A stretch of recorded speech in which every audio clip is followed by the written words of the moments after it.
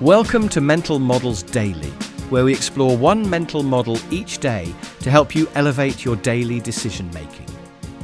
Today, we're examining a fascinating principle about human behavior. Sayre's law, which states that in any dispute, the intensity of feeling is inversely proportional to the value of the issues at stake.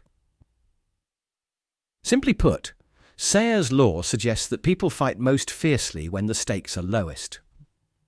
Originally observed in academia, this principle explains why arguments over seemingly trivial matters often become more heated and personal than debates over major issues. It's like watching neighbours engage in an epic battle over a fence being 2 inches too tall while remaining cordial during discussions about significant neighbourhood development projects.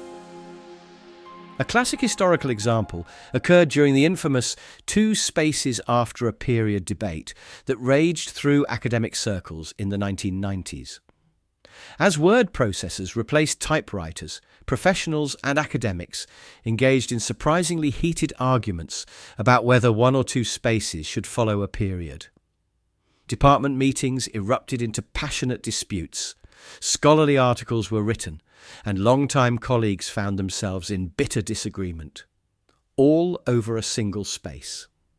Meanwhile, these same scholars could calmly discuss fundamental changes to their field's theoretical foundations. It perfectly demonstrated how minor issues can spark disproportionately intense reactions. In the modern business world, Slack provides an illuminating example of Sayre's law in action. The workplace messaging platform noticed that their most intense user complaints and heated internal discussions weren't about major platform stability issues or security features. Instead, they centered around emoji reactions and the design of the notification sound.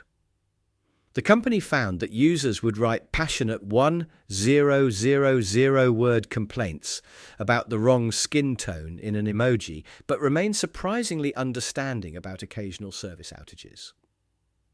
This observation led them to develop a unique prioritization system that distinguishes between issues that generate heat versus those that actually impact core functionality.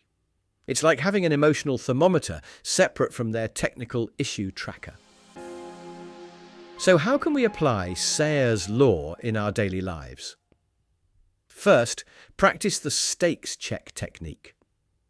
When you find yourself becoming emotionally invested in a dispute, pause and explicitly state what's at stake.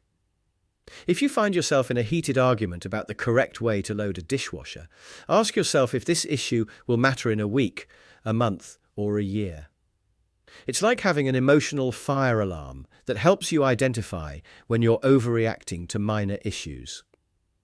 Second, use what I call proportion mapping. When facing a decision or conflict, draw a quick diagram plotting emotional intensity against actual impact. If you find yourself extremely agitated about something with minimal real-world consequences, that's Sayre's law in action. It's like having a reality check compass that helps you navigate away from trivial disputes. Third, develop a perspective pivot habit. When you notice intense feelings arising in a situation, intentionally broaden your view to consider larger related issues. If you're getting angry about a colleague's formatting choices, pivot to thinking about the project's overall impact. It's like zooming out on a map to see if you're fighting over a pebble while ignoring the mountain. In conclusion, Sayre's law helps us understand why we sometimes invest excessive emotional energy in trivial matters. By recognizing this tendency, we can better allocate our emotional resources and avoid getting trapped in inconsequential disputes. In a world where there's no shortage of important issues demanding our attention, this mental model helps us focus our passion where it truly matters. Thank you for joining me today on Mental Models Daily.